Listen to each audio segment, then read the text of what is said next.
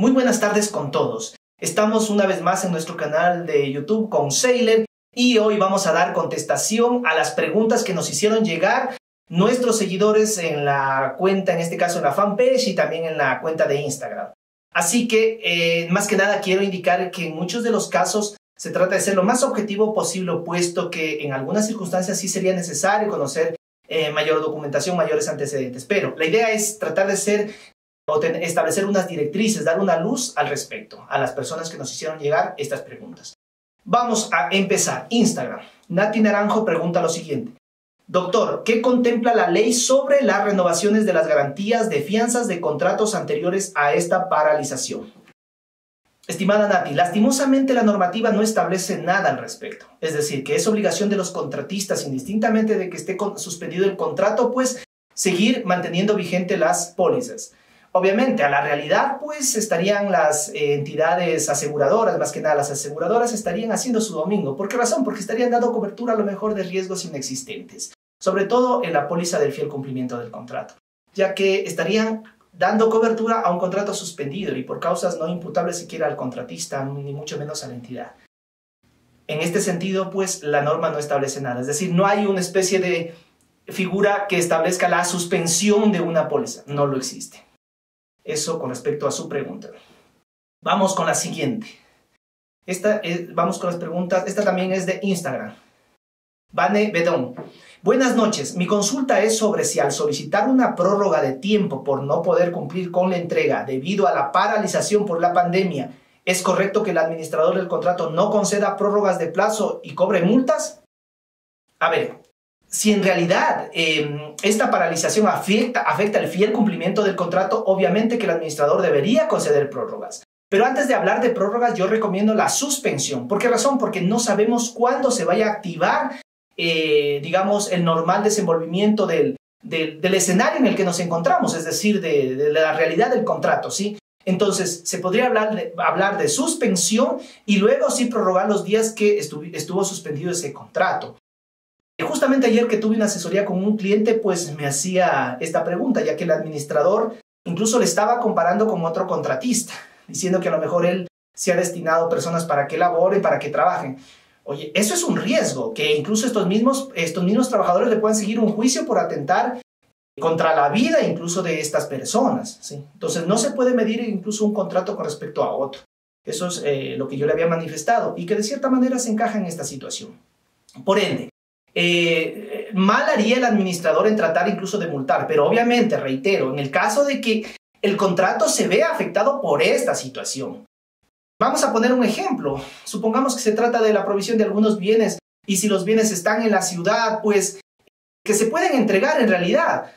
Obviamente que no sería causal para una prórroga, pero si a lo mejor estos bienes nunca estuvieron en la ciudad, tenía que importar, qué sé yo, están cerrados los aeropuertos. Son causales no imputables al contratista. Mal haría el administrador en estas circunstancias en querer multar o no querer prorrogar o suspender el contrato. ¿Ok?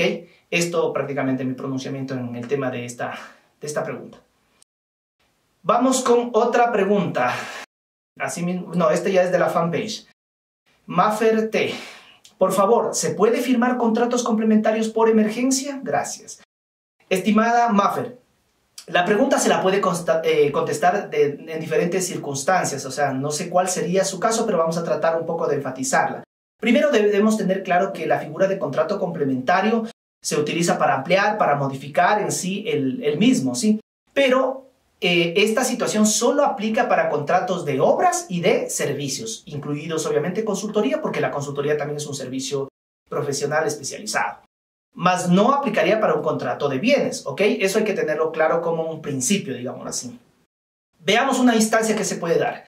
Si la entidad pública contrató, ¿sí? O suscribió un contrato antes de la pandemia, ¿sí? Y obviamente vino este tema que se paralizó prácticamente todo. Si el contrato se está viendo afectado y hay un requerimiento producto de esto, o sea, ¿puede ser una causal? Sí puede ser una causal para suscribir un contrato, pero obviamente es que sea de obras o de servicios. Se puede suscribir un contrato complementario al respecto. Ahora bien, para el caso de bienes, reitero, no se podría, ¿no? Ahora bien, en el caso de qué pasaría, por ejemplo, si se suscribió un contrato complementario en el tema de la emergencia. Es decir, perdón, se suscribió un contrato durante la emergencia, ¿sí? Se fundamentó en la emergencia. Si es de obras o de servicios, se puede suscribir un contrato complementario. El contrato complementario no está supeditado a que se haya contratado por emergencia o no, es indiferente, ¿sí? Pero debe haber la causal. Ese es el sentido. Debe haber la causal y obviamente deben haber los recursos. En este contexto, resumiendo, se puede suscribir contratos complementarios dentro de la emergencia o así no se esté en emergencia. Bueno, vamos con otra pregunta de José Santana A. ¿Qué pasará a los GAT y EP que adquirieron insumos médicos a contratistas en otras categorías como constructores desde el punto de vista de la Contraloría? Bueno, aquí es un tema que tiene mucha tela que cortar, ¿sí? Y vamos a tratar de consolidar la respuesta. Cuando uno crea una empresa, utiliza el portal, en este caso de la Superintendencia de Compañías, pues uno debe definir el objeto social de la misma, que se conforma por algunas actividades. Y la persona que está creando la empresa en este contexto, pues tiene que seleccionar cada una de estas actividades. Por ejemplo, se crea una empresa dentro del ámbito de la consultoría, ¿sí? Se podría tener actividades de capacitación, consultoría, asesoramiento a empresas públicas, asesoramiento a entidades privadas, ¿sí? Y varias opciones. Pero claro, ¿cuál es el tema de esto? ¿Por qué les estoy comentando yo esta situación? ¿Sí? Porque estas actividades textualmente nunca van a coincidir con las que se manejan en el CERCOP, por ejemplo, con los CPCs, que también son de cierta manera actividades. Y tampoco posiblemente con las del RUC, con las que maneja en este caso el SRI, ¿sí? En este contexto, si una empresa creó como actividad principal, se me ocurre la construcción, pero si tiene como actividad secundaria la provisión de insumos médicos, tal como está la ley, yo no le veo problema al respecto, desde el punto de vista de la constitución de la empresa. Dicho de otro modo, yo puedo tener en mi empresa, dedicarme a lo que es consultoría, asesoramiento legal, capacitación, impresión de libros, publicación de libros, marketing. De cierta manera, por ese lado no hay problema. Se estaría satanizando este tema. Pero hay otro asunto al que quiero llegar.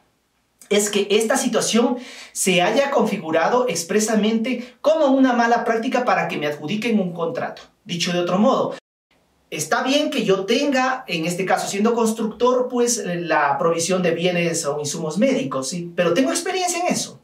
Entonces, no solo basta con revisar si a lo mejor dentro de la constitución de la empresa tenga esa competencia, sino si en realidad se verificó que tengan la experiencia.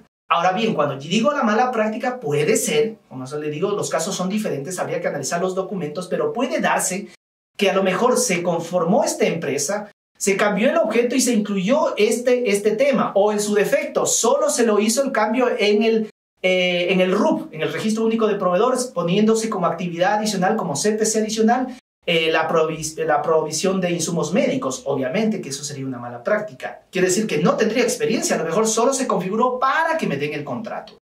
Eso sí sería ilegal, ¿sí? Porque el principio básico de las compras públicas, al menos, no lo digamos como principio, sino la cuestión básica de las compras públicas es que la entidad debe adjudicar un contrato no solo a una empresa que económicamente esté bien, ¿sí? Sino que tenga experiencia al respecto, ¿sí? Entonces, en este contexto quiero quedar claro. Así como está el portal, y les digo por experiencia, yo cuando he creado una empresa, entonces tú puedes ver cuáles opciones y seleccionas. Lo mismo pasa en el RUC. Uno selecciona la actividad principal y también las actividades secundarias. En este contexto, lo que las entidades deben percatarse es que existe esta actividad, sea como secundaria. Y segundo, que tenga experiencia. Por favor, eso sí, les recomiendo, y en estos temas tan delicados, tienen que tener experiencia en la venta de insumos médicos. Hay un riesgo enorme el que a lo mejor incumpla, porque no tenga experiencia, tiene que traer a lo mejor los bienes del exterior, o sea, es todo un trámite. Todo va a depender, como digo, del tipo de contrato, del tipo de bienes, el objeto de la contratación como tal, ¿ok? Entonces, no hay que satanizar este tema. Muchas de las cosas, estos temas sí pueden dar una especie de atenuante o agravante, porque a lo mejor, vuelvo y repito, se configuró para que me den un contrato sin tener experiencia y a lo mejor recién me hice poner en el CPC del CERCOP esta situación. Es más, el RUP Dentro del CERCOP, cuando uno lo crea, uno lo puede agregar en cualquier momento, variar y poner las actividades. Y a lo mejor puedo el día de mañana yo poner que produzco bombas atómicas. ¿Sí? No está cruzada esta información. O ni cómo decir que a lo mejor las actividades que manejan, en este caso la superintendencia de compañías, corresponden a cada uno de estos CPCs. Eso no existe. Entonces no hay ese control.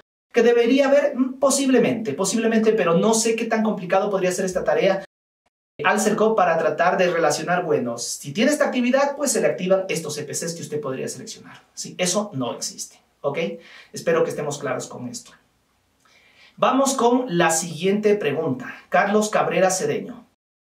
¿Las empresas públicas pueden declararse en emergencia para apoyar en temas productivos a un GAT provincial o solamente están ligados a los componentes de la declaratoria del estado de excepción por calamidad pública? A ver, primera cosa, la emergencia es independiente en sí, ¿sí? Es decir, la emergencia que decretó el Ministerio de Salud en el tema salud es independiente a que una entidad pública, una empresa pública puede tener otro tipo de emergencia. Primero hay que tener claro eso. Es más, les recuerdo que si bien el Ministerio de Salud decretó, en este caso, la emergencia en un acuerdo ministerial, pues cada entidad que depende o que está coordinada por el ministerio, esta gran red del sistema de salud, tuvo que declarar cada institución su propia emergencia, ¿sí? Para poder gozar, entre comillas, de los beneficios que da esta figura jurídica. Con respecto a su pregunta, que en este caso de revisar habría que revisar, mejor dicho, la constitución de la empresa. ¿A qué se dedica la misma? Declarar en emergencia a la empresa para apoyar un GAT en el sector económico no le veo jurídicamente aplicable. Entendería que es un GAT provincial a lo mejor, que tiene obviamente el desarrollo económico entre una de las competencias que el COTAD estaría estableciendo. Tal vez entendería que va por ese lado, ¿sí? Pero ¿la empresa pública de qué es? ¿Es una empresa pública vial, por ejemplo? No tendría sentido. Si es una empresa, por ejemplo, perteneciente a ese GAT, ¿sí? Lo que se podría hablar es de inversiones en otros emprendimientos, que el artículo 36 de la Ley Orgánica de Empresas Públicas lo faculta como una especie de alianzas estratégicas, pero siempre tienen que estar relacionados con el quehacer de la actividad, con el giro de negocio. Otra de las salidas que a lo mejor podría ser es la determinación de los excedentes. Si hubieran excedentes, la Ley Orgánica de Empresas Públicas sí faculta a que estos regresen, no te lo digamos regresen, sino que estos se transfieran al presupuesto del gobierno provincial, por ejemplo, poniendo en el caso del gobierno provincial. Y ahí sí, pues pueden disponer estos dineros, digamos así, estos recursos en emprendimientos, qué sé yo, en el tema productivo. Pero así como está, me atrevo a decir que no. Sí, pero para tener una mayor apreciación sí sería conveniente, como le digo, considerar todos estos temas. ¿Qué tipo de empresa pública es? Si es nacional, es local, ¿sí? Habría que revisar los documentos, ¿ok? Bueno, Noob Luz, esta persona también es seguidora de nuestra fanpage, entendería. Buenos días, si un GAT parroquial ni declara en emergencia a su parroquia y hace compras para fumigación como prevención, ¿está bien acogernos a la ínfima cuantía o deberíamos declarar en emergencia y subir el proceso al CERCOP para esta compra? A ver, en todo caso deben tener en primer lugar cuidado, mucho cuidado con la competencia, ¿sí? Los GATs parroquiales no tienen competencia ni exclusiva ni concurrente en el tema salud. Mucho cuidado con este tema. Pero vamos a responder a su pregunta, entre usar una ínfima cuantía o declarar la emergencia. Si tienen la ínfima cuantía a disposición, que todas las entidades la tienen, úsenla, no hay problema. La misma no es condicionante para usarse o no una emergencia, eso hay que tenerle muy claro. Lo que sí les recomiendo es que traten de sustentar su actuación, ¿sí? Los requerimientos traten de sustentarlo. ¿Por qué razón están haciendo esta fumigación?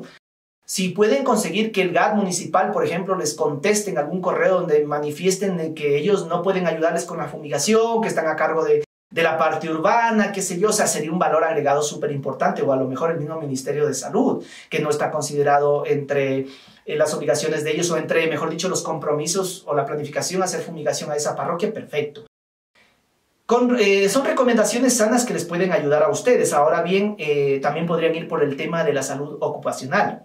los servidores, ya que es responsabilidad, en este caso, de la institución, de la junta parroquial, pues precautelar justamente la salud de los servidores, en este caso de los miembros del consejo parroquial, que a lo mejor los técnicos, algunos tienen técnicos, por cierto, tengan que trasladarse dentro del pueblo, sí, dentro de la parroquia y tienen que moverse en un lugar seguro, y por ello es que consideraron el tema de la fumigación. O sea, ahí habría que hacer un análisis técnico-jurídico que tengan como modelo y requerimiento para todas estas compras, ¿sí? Hay que tener cuidado nada más, ¿ok?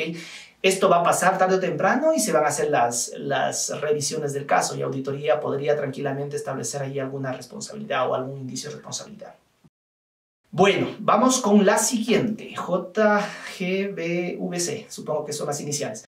¿Se puede en emergencia contratar con un proveedor que no está inscrito en el RUP y que no esté habilitado en el RUP? Esta pregunta es interesante porque generó algunas, ¿qué se puede decir? Generó algunos debates, más que nada dentro de la misma pregunta que hacía esta persona, algunas personas opinaron. Vamos a empezar dando respuesta, ¿ok?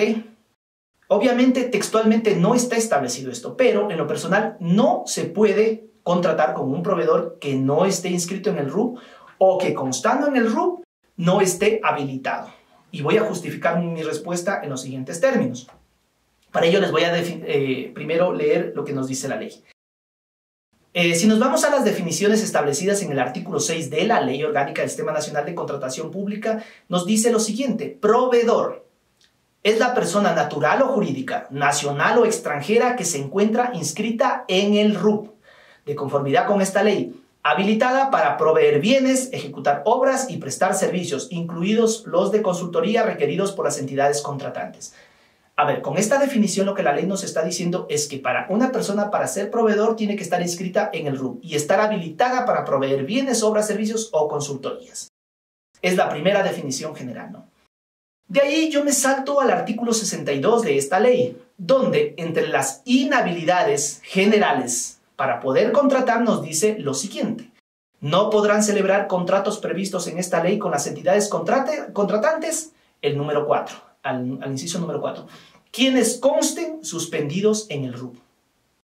Entonces ya nos está diciendo algo más la ley, que si alguien está suspendido no podrá celebrar contratos, ¿sí? Si está suspendido en el RUP. Ahora bien, de ahí regreso al artículo 18 de esta ley, obligatoriedad de la inscripción.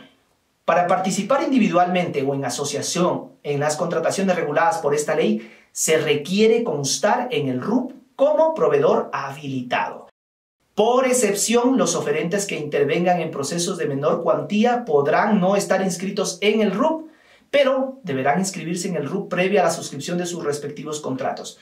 Bueno, de cierta manera esta es una barbaridad, esta última excepción. ¿Y por qué lo digo? Porque en un procedimiento, por ejemplo, de menor cuantía, tienen que estar inscritos en el RUP. Si no, ni siquiera les va a llegar la invitación. Tienen que adherirse a los precios, en este caso al análisis de precios unitarios en el menor cuantía en obras. Entonces, los constructores me darán la razón. No pueden participar si no tienen un RUP. Lastimosamente así está estipulado en la norma, ¿no? Que es una excepción, ¿ok? En el caso de los procedimientos de menor cuantía. La disposición también habla, hay la disposición o la excepción en los procedimientos, mejor dicho, en las contrataciones que se realicen por ínfima cuantía. No es necesario que consten en el RUP, lo dice textualmente.